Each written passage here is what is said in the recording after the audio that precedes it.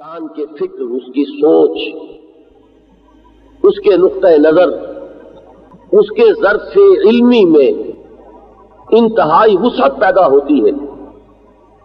اور یہ وسعت مختلف اعتبارات سے ہے۔ مثلاً ہمارا جو تصور ہے زندگی کا، اگر آپ غور کریں،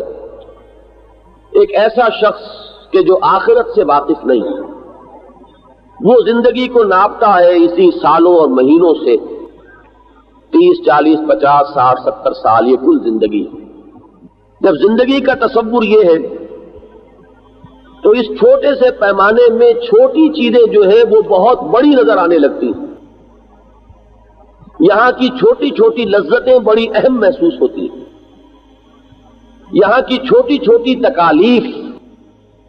ان سے بھی انسان بہت زیادہ متاثر ہو جاتا ہے، یہاں کے چھوٹے چھوٹے نفع انسان کو غرور میں، فخر میں مبتلا کر دیتے ہیں، اترانے لگتا ہے، پھولے نہیں سماتا۔ اور یہاں کے چھوٹے چھوٹے نقصان ایسے ہیں کہ جس سے اس کی کمر ہمت ٹوٹ کر رہ جاتی ہے، اور یہ سارا در حقیقت نتیجہ ہوتا ہے کہ اس کا وہ ذہن اور فکر کا پیمانہ اتنا چھوٹا ہو گیا کہ اس میں چھوٹی چیز بھی نسبت کے اعتبار سے بہت بڑی نظر آنے لگی۔ ایمان بالآخرہ ہمارے سامنے جس حقیقت کو لاتا ہے، وہ علامہ اقبال کے الفاظ میں تو اسے پیمانہ امروز و فردا سے نہ ناپ، جاویداں بے ہم دواں ہر دم جواں ہے زندگی۔ زندگی ایک مسلسل عمل ہے، موت اس کے خاتمے کا نام نہیں ہے۔ موت در حقیقت ایک نوع کی زندگی سے دوسری نوع کی زندگی کو منتقل ہو جانے کا نام ہے۔ جہاں میں اہل ایمان صورت خورشید جیتے ہیں، ادھر ڈوبے ادھر نکلے، ادھر ڈوبے ادھر نکلے، یہ نقل مکانی ہے۔ موت ایک زندگی کا وقفہ ہے، یعنی آگے بڑھے گے دم لے کر۔ اب آپ سوچئے کہ جس کا پیمانہ زندگی کا تصور اتنا وسیع ہو گیا،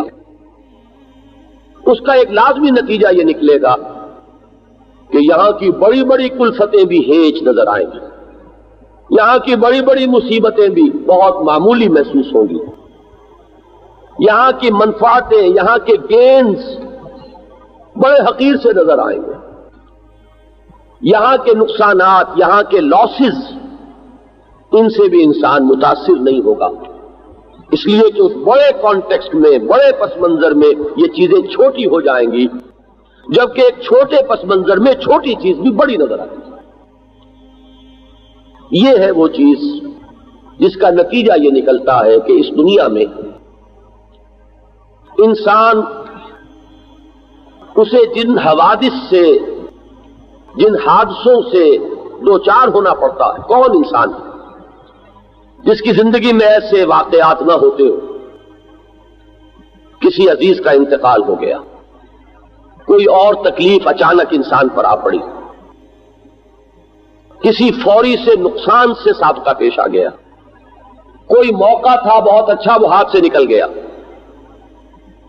یہ وہ چیزیں ہیں کہ جن سے ہر انسان کو مختلف اوقات میں، مختلف صورتوں میں سابقہ پیش آتا ہے۔ اب ایک تو وہ شخص ہے کہ جس کی دنیا ہے ہی کل یہ دنیا کی زندگی، وہ ان نقصانات، ان حوادث، ان تکالیف سے بہت گہرا اثر لے گا، صدمہ ہے جس کا پہاڑ اس کے دل پر ٹوٹ پڑے گا۔ اکثر و بیشتر ہمت جواب دے جاتی ہے، کمر ہمت ٹوٹ کر رہ جاتی ہے۔ ایک وہ ہے جس کی نگاہ وسیع ہے، وہ ان تمام چیزوں کو بہرحال جہاں تک طبعی اثر ہے وہ تو انسان لیتا ہے، بعض چیزیں جو ہے وہ آپ کے اختیار میں نہیں ہوتی، وہ غیر اختیاری تاثر ہے۔ اگر کہیں آپ بیٹھے ہوئے اچانک آپ کے پاؤں میں کسی چیونٹی نے کاٹا تو ایک دم وہ آپ اپنا پاؤں جو ہے سکیڑیں گے، یہ آپ کا اختیاری عمل نہیں ہے، یہ فوری اور غیر اختیاری اثر ہے اس کا جو آپ کے وجود پر مترتب ہوا۔ ایسے ہی مثلا نبی اکرم صلی اللہ علیہ وسلم کے صاحبزادے حضرت ابراہیم کا جب انتقال ہو رہا تھا، عالم نزع میں ان کو دیکھا حضور نے، تو حضور کی آنکھوں میں بھی نمی آ گئی، آنسو آ گئے، حضرت عبد الرحمن ابن عوف رضی اللہ تعالی عنہ ساتھ تھے، عشرہ مبشرہ میں سے۔ انہوں نے حضور سے سوال کر لیا، حضور آپ اور یہ یعنی آپ کے مقام اور مرتبے سے تو یہ چیز کچھ مناسبت نہیں رکھتی۔ حضور نے فرمایا کہ یہ وہ رحمت ہے جو اللہ نے انسان کے دل میں ڈال دی۔ بچے کو اس حالت نزع میں دیکھنا، اس پر جو سختی بیت رہی ہے اس معصوم جان پر، یہ اس کا تاثر ہے، یہ رحمت خداوندی کا ظہور ہے، تو جس کی میں نے حدیث قدسی آپ کو کئی مرتبہ سنائی۔ اللہ یہ فرماتا ہے کہ میں نے اپنی رحمت کے 100 حصے کیے، جن میں سے 99 اپنے پاس رکھے اور ایک حصہ جو ہے وہ تمام خلق میں تقسیم کر دیا۔ تو یہ جو بھی شفقت اور رحمت اور مودت، انسانی ہمدردی، یہ اولاد اور والدین کے مابین محبت، بھائی بہنوں کے درمیان محبت و الفت، شوہر اور بیوی کے درمیان محبت و الفت، یہ سب اس رحمت خداوندی کے 100ویں حصے کا ظہور ہے۔ تو حضور نے فرمایا یہ تو وہ رحمت خداوندی ہے جو اللہ نے دل میں پیدا کر دی، لیکن ہماری زبان پر الفاظ وہی ہوں گے کہ جو اللہ جس پر راضی ہے ہماری رضا بھی اسی